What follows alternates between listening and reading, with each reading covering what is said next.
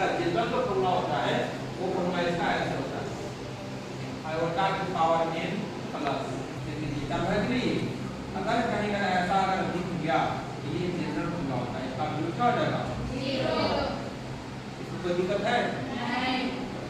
अगर ये बात प्लस होना चल जाएगा तो भी यही बात होता है, बताया गया ना ये चीज, तभी याद रखिएगा।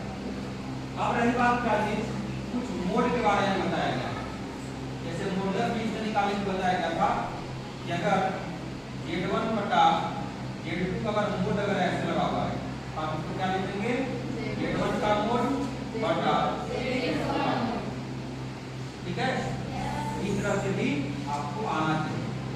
मल्टीपल में भी अगर मान लीजिए Z1 इंटू Z2 का अगर मोड लिखा हुआ है तो आप इसको कैसे लिखेंगे Z1 का मोड इंटू Z2 का मोड। ये सब प्रॉपर्टीज है, प्रॉपर्टीज में भी कभी-कभी एक नंबर वाला भी आता है, एक नंबर वाला तो ऑब्जेक्टिव में अगर सवाल आ जाए हम लोग इस तरह से बना सकते हैं। समझे? इसमें हम लोग पूरी तरह से पढ़ लिए हैं। ये भी हम लोग देख लिए हैं कि कॉम्प्लेक्स नंबर में z equal to a plus iota b, इधर इमेजिनरी यानी कि i लगा रहा था उसको बोलते हैं लोग इमेजिनरी, क्या बोलते हैं इमेजिनरी वैल्यू, i को क्या बोलते हैं रियल वैल्यू, यानी i ऑफ z मतलब रियल वैल्यू ऑफ कॉम्प्लेक्स। मतलब इस कॉम्प्लेक्स नंबर में रियल वैल्यू क्या है और इमेजिनरी वैल्यू क्या है, हम लोग ये बात सब सीख लिए है कि नहीं।